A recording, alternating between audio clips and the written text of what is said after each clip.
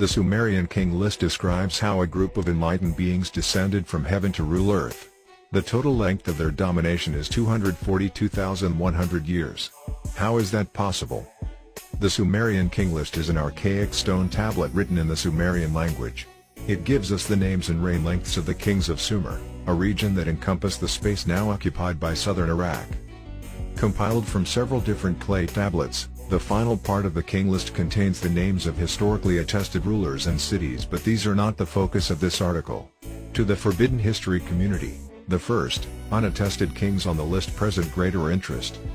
Also known as antediluvian rulers, the first 8 kings in the list totaled a reign of 242,100 years, in a mythical period before the Great Flood swept the area. Mainstream scholars dismiss the existence of these lords and their impossibly long reigns, citing the fact that no archaeological discoveries support the unusual claims made by the stone tablets. Yet the cuneiform words are there. After the kingship descended from heaven, the kingship was in Eridug. In Eridug, Al-Ilim became king. He ruled for 28,800 years. After the first heavenly king's tenure ended, the scepter fell into the hands of Alongar, who ruled for 36,000 years. After him, it was Enmenluana's turn to sit on the throne for a whopping 43,200 years. The next 5 kings all held office for very long periods of time, the shortest of which lasted only 18,600 years. The coming of the Great Flood, considered by some a global catastrophe, put an end to the reign of the mythical kings. After the flood had swept over, and the kingship had descended from heaven, the kingship was in Kish. Kish was an ancient city in Sumer, home of the first historically documented Sumerian dynasty. The kings in this dynasty had shorter reigns than the ones before them, but they still extended way beyond the expected lifespan of a human being in those days. The shortest reign belonged to Zamug, the son of Barcelnuna, who remained in power for 140 years.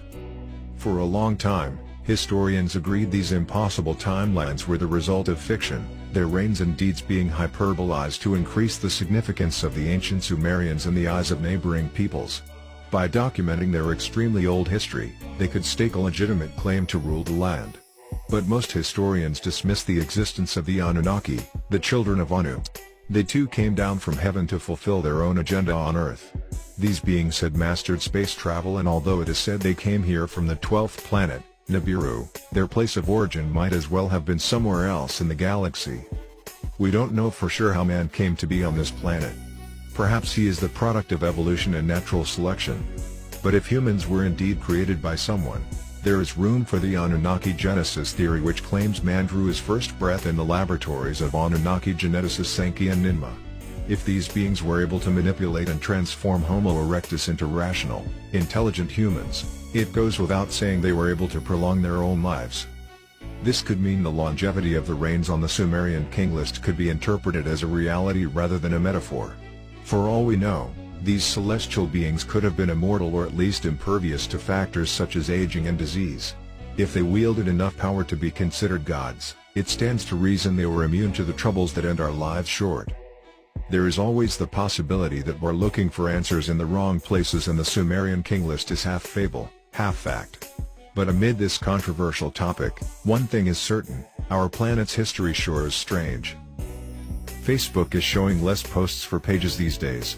In order to see our posts, use See First feature.